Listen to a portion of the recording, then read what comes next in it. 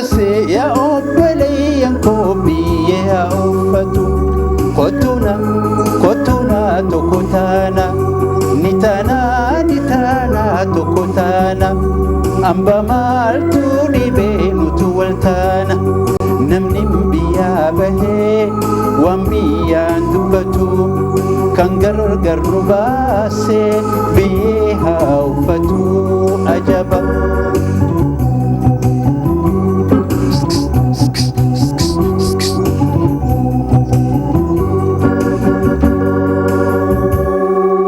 Nadagay lamiko, nadagay firako,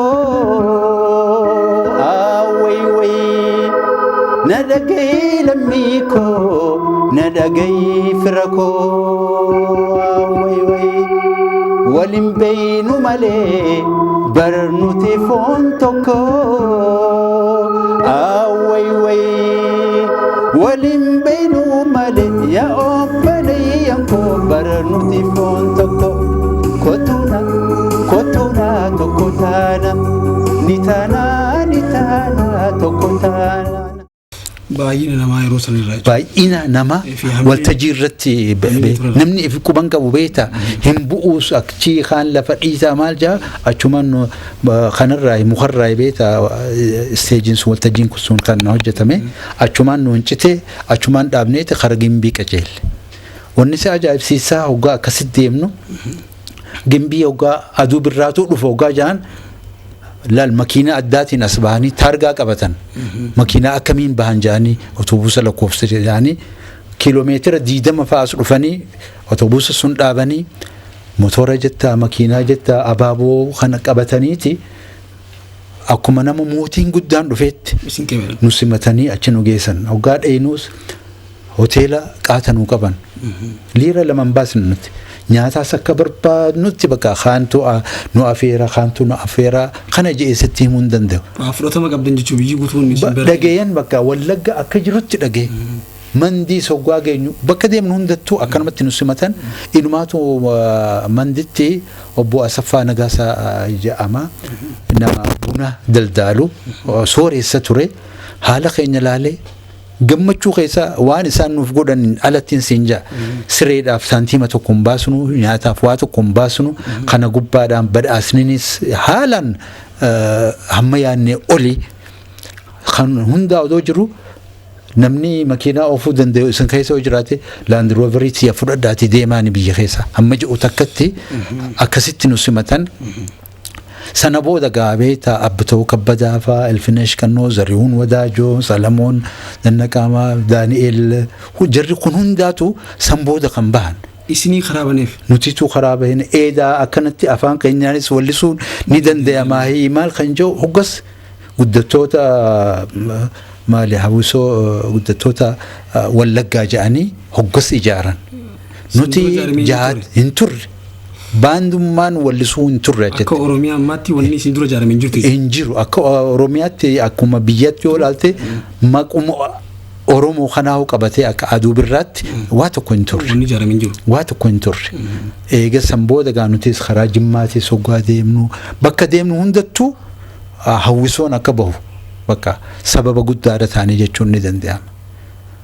Kana maalin beeyta nuti 68tti kana goone 69tti cultural show tokko ture galma biyyaalessaa Biheraayi Tiyaatir keessatti hoggasitti jarri kun hundaa qindaa'anii beeyta isaanis kutaa jaarraa walitti baane yoon hin dogoggorre Harargeerraa hoggas gaa Harargee dhihaa Harargee baa kun hin turre Wallaggas akkasuma akka ammatti bakka hedduutti godina hedduutti hin qoqqoodamne Wallagga Shawaa Jimmaa Arsii Baalee kanarraa walitti baanii achitti wal argine namuu edaa amma hoggaa ka Jimmaa laaltu hayi Oromoon akkanatti wallisuu sirbuus jiraa jette Wallaggaatti soggaa laattu Shawaatti soggaa laattu kan Arsii kana akkasitti ugaa mataa naanneessan baalima hoggassi nuti jalqabaaf kan argine hin beeknu turre waltajjiin sun gaa waltajjii guddaa jalqabaaf ilmaan Oromoo achi itti irratti walitti wal arkanii quuqaa isaaniitillee kan itti ibsatan jechuun ni danda'ama. Asirraa illee nuti amma akka aduu birratti achi dhiyaanne hoggasee Alii Birraalleen maaltu addaan nu baasee kan wallise biiftuu biyya teenyaa ja'anii asitti ijaaramanii turan. Halloo Daawweefaa, Muhammad Abdullaahifaa Gaaddisaa, eenyu Hordofaa eenyu Umar Abdullee ja'anii tokko sini jira mucaa jaba fadhiidhaan haa taatu tokkummaan sabootaa kana gaaffiin keenya ilmaan Oromootaa kan jedhe hoggas kan achirratti wallise ati waa hedduudha hoggas kan achirratti wallisame amma akka Faaxumaa eenyuuti ja'aniin amma sandurallee nu wallisama ture garuu isin waltajjii sun irratti baastee walliste hundumarraa garuu mootummaa kan quuqe kan Gaaddisaatu baasa hoggas halloon faan kun wajjin shaggooyyee bu'uu turan qeeroon mataatu taa hin jirjirtu suutaa kan jedhu oduu afaan qabnu afaan keenya dhabne oduu aadaa qabnu aadaa teenya dhabne akka baala mukaa barba facaanee hafne aduun takka dhiite takkas nu bariite akka keenyaa hin jiru kan gabrummaan miite je'eeti maaliin gaara jedhuunillee garagaluun oollee ilmi abbaan cunqursaa barnama ganuun oollee maali abbaadhaaf dhaalamnee ilmaafin abbaadhaaf gabroomnee ilmaafin dhaalamnu maal walaluun isaa waan akkanaati hoggaa kana wallise beeta wanni isaan eeggate adabbii hamaa ture akkuma achii deebi'anitti sanbooda hoogaa bariisaalleen tan dhaalamte duraan dhuunfaadhaanii kan maxxanfamaa turte sababiin tokko kana wajjiinis kan wal qabatu jarri kun garam deemaa jiranii kan jedhu akka gaaffiitti hoggas garuu waan akka beeta bilisummaan pireesii akka jiru fakkeessanii hoggas dubbatan yeroo saniif kan saaxil baasee waltajjii sun jechuun ni danda'ama. Dargiin dhugumatti hoggas dhugumatti bilisummaa yookaan dimokiraasii hordofa jechuun hin danda'amu sabaa fi sablammiidhaaf carraa kennaa afaan hin je'ee ture hoggas hoggaa inni gaa maali lafti tan qonnaan bulaa haa taatu hoggaa jedhu namni hundaa akka gaariitti isa simatee ture booddee kanaanii harkaa facaate jechuun ni danda'ama. Kadargii waltajjii bara 1969tti galma biyyaalessaa keessatti qophaa'e sunutu isa saaxilee jechuun ni danda'ama.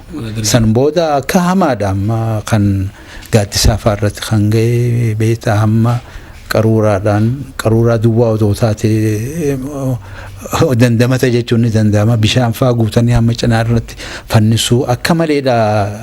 Ijoolleen sun tumte hordofaas jetta alloos jetta hoggasii isaan namni danda'u kan biyyaa bahe.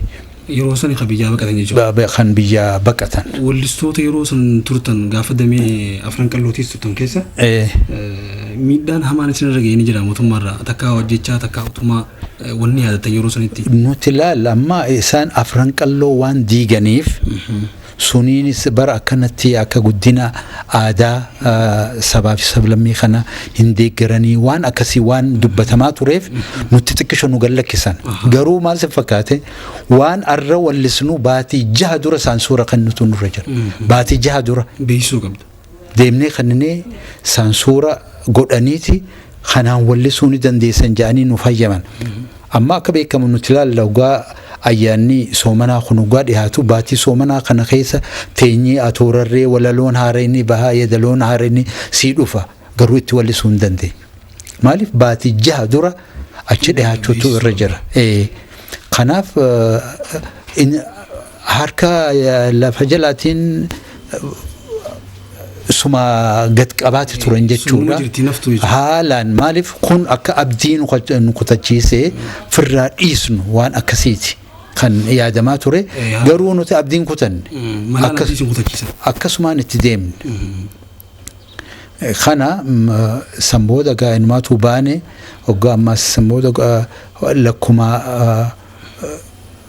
haadni dargii cimaa deemuun booddee nuti bara naayit kilabii keessa hojjechaa turre akka aduu birraatti akka baandii aduu birraatti naayit kilabii keessa hojjechuu turre achuma Finfinnee keessa booddee bakki isin itti hojjettan kun nageenyaaf gaarii miti jaaniiti nutti cufan bakka isinitti cufan bakka silaa galgala itti taphannu waggaa dheeraadha nuti waggaa 7 ol itti lisaa turre kan afaan keenya barbaadu garuma keenya fiiga nuti garuu hoggas beetaa afaan hedduudhaan wallisuu turre kanaaf namni hedduun afaan Suudaaniitiinis bareechii wallisaa turre aliin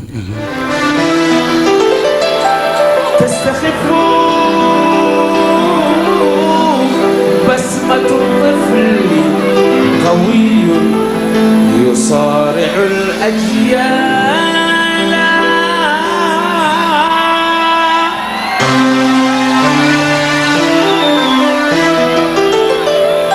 حاسر الرأس عند كل جمال مستشف من كل شيء جمالا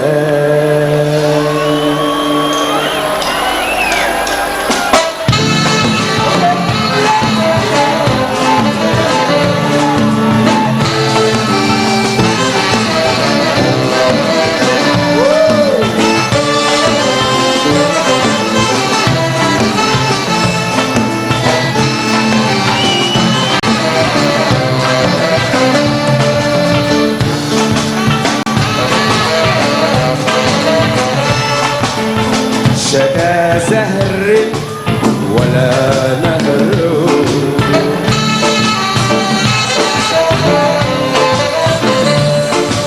شدا زهر ولا نهر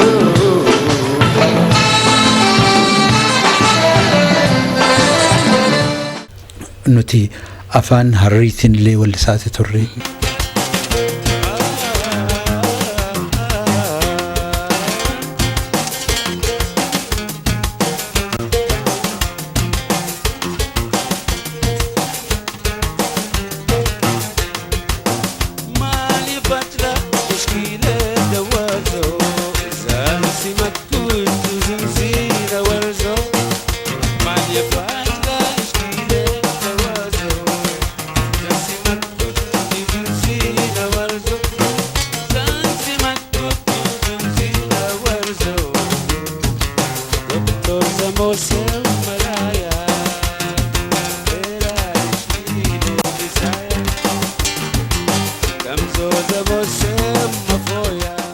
afaan Somaaliitiin wallisaa turre afaan Tigreetiin wallisaa turre afaan Ingiliziitiin wallisaa turre garuu faranjoonni dhufanii aadaa keessanii malee kabiroo hin barbaannu nun jechaa turre yeroo sanitti hagam takka jaalatama akka ture meloodiin keenya sitti mul'isa mee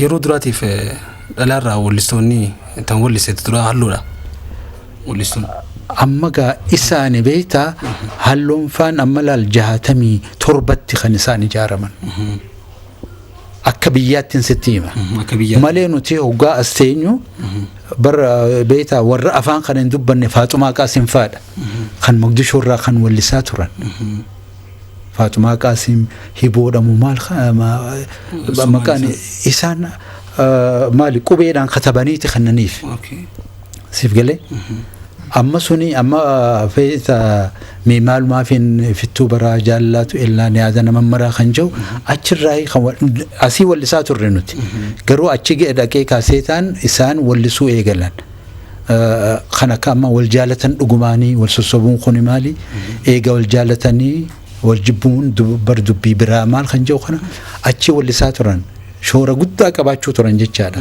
Mogadishoo irraa wallisaa turan kanaaf an amma jalqaba irrattuu kaniin beeku isaani kaniin beeku akka biyyaattiin amma halloofaa kaniin siin jedhu mucayyoon Faaxumaa jaanis isii wajjin turte rabbi rahmataa godhuu fi isiinis akkumatti kan akka ajjeefamtu taate isin turte ilfanashfaan 69 isaan kanuma eeganuti wallagga dheene booda warra bahe kanaaf khabiru ammas beeta shaabee sheekoo baandii poolisaa wajjin wallisaa turte akka nam tokkotti qobeenaa biti fudhu laallitii kan jiru kana isiin asmarrattis wallisaa turte Kanaaf jara kanaatutu maqaa gurguddaa qaba jechaadha. Inumaatu shaabeen ta duraa jechuun ni danda'ama.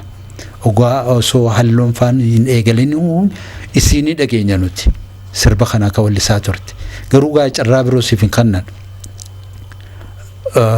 Tokko faa yoo akka nasiibaatti si ga'e isi dhiisitu Ali Birraatu ogaa kubzabanyaa wajjin ture. Yoo sa'aata akka qabaatan sa'aatii tokkotti sirba tokko inni wallisuudhaaf carraa hin qabu ture. Yoo sa'aa sunirra dheeraa qaban hotu tokko wallisisiin jaan. Itti dhibbisan jechuudha. Maka takkitti yoo wallise. Gaa inni hoggosa haalaan jaalatamaa ture. Takka hoggaa inni wallise faa biis faa hoggaa jaanillee takka turre isiniif irra deebinaa jaan.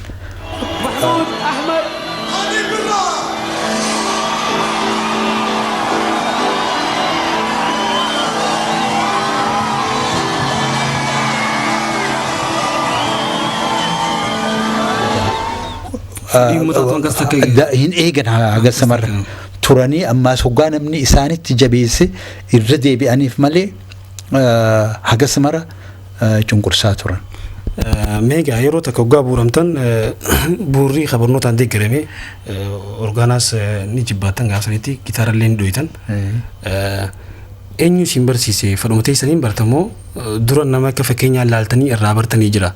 Mee amma fakkeenyaaf namni gadi cinaan Ali Shabboo irraa baranjaa Ali Shabboo tolii irraa barsiise kaanis Ali Birraa tolii Shabboo barsiise eenyu isin barsiise gitaara bu'uuratti isin hundaa'u. Laal maddi jalqabaa laal namni dura akkordiyooniidhaani. An wanni si ajaa'ibsiisaa armoonikaaniin eegale. Armoonikaa nam tokko nan barsiise. Ni yaadadha haqqal'iis kanaaf kennaniin hoggas liira 12 bitadhe armoonikaa. Liira 12 haqqal'iidiin. Ammas natti hin dhiisan beektaa warri. Kaniin tanaka akkanattu dha'uu sunuuniin garafama ture. Booddee maaliin godhaa nuti mazras jadiidaadha baranna. Odoo sa'aatiin hin geesse hoggas 9tti deebana 6tti baanee. Ana hamma 6 fi walakkatti laaqana kiyya fitadhe armoonikaa kiyya wajjin achiin dhaqa. Nam tokko hin jiru achumatti kophaa kiyya taa'ee baradhe akkan sitti meezitiraannaa kana. Fuudhee isa hoggaan dhawadhu barachuu eegalee ijoolleen gandaa amma ati nuuf taphadhu armoonikaa odoo ja'aniiti namni wahii ammaas nuufiti Jabuutirraa. Lala amma harmoonikaa wanni ammaan akkanatti taphanu warri piyaanoo fi maal jedhamu hundaatu kun wanni isaanii sagalee isaaniitutu xiqqishoo adda humna warri irraa qaba malee haruma tokko wanni isaanii waanuma akkanaatu amma harmoonikaa keessaas jira. Hoggaa kanatu iyyuu barbaadde hoggaa gad afuuftu siif kenna kan ittaanu hoggaa barbaaddu keessa harkista akkanaani B C akkanaani harkatta wama suniitu achirra jira suniin hoggaan deemee hoggaa kana fidanis hin rakkanneen barachuudha sambooda piyaanoo qabaachuu turan aliinfaan aliinna arkeeti aboo ati bakka guddaa geessaati hoo piyaanoo tanaan reemee baradhu jee piyaanoo naaf kenne kayindoota tan akkanatti ilaala akkanatti akka nama ni jiraami buufaa kana hoggaa ibiddatti kan buufan hafuura akkanatti kan taaf harka kanaan hafuura suniin kanaan taphatte jechaadha hoggaas akkanatti teknooloojiin hin guddanne akkasiiniin baradhee garuu gara gitaaraatti kan barsiise rabbi rahmataa garuuf Alii Ahmad Aliiti asuma fira nuti inni hedduudha akka baanu barbaada akka guddannu barbaada inni ni taphata malee hagas mara bakki inni dhaqeetti wallisuu fi taphatu hin jiru. Abdulhamid Faaraas hunda keenya anuuni amma dhumarratti ana kana barsiise. Maayirratti jechuudha. Anamma hoggaa Ali Shabboos taphatu niin arkaa hoggaa Aliis taphatu niin arkaa garuu an hoggaan akkanatti akkoordiyoonii kanaanaatu bareechee taphachaa ture booddee Maskoobii fi warri damee afran qalloonittis walitti taaneen booddee na laaleeti ati gitaara akka gaariitti barattaati kootu siin barsiisaa naan jedhe inumaatu hammana keenya dhufeeti achitti jimaa qamaha akkana godhi jee xiqqishuun arginaan an torbanumaa tokko keessattuun baradhe isa bu'urri kayyaa jechaadha kan hundaatu Aliyyee Ahmad Aliiti rabbi rahmataa godhuuf abbaa Shamsaddiin innilleen amma akka gaariitti taphata Shamsaddiin amma inni Kanadaa jira ati alma jira Ameerikaa ta'uu Kanadaa jira na fakkaata akkasi bu'urri hunda keenya Aliyyee Ahmad Alii ture. daawwattoota keenya sagantaa teenya waa'ee artii dirree dhawaatii fi hangafootaan sirba Oromoo irratti xiyyeeffatu qopheeffannee kanaan hin raawwatamne torbaan dhufu itti fuftiitii hammasuu nagayetti.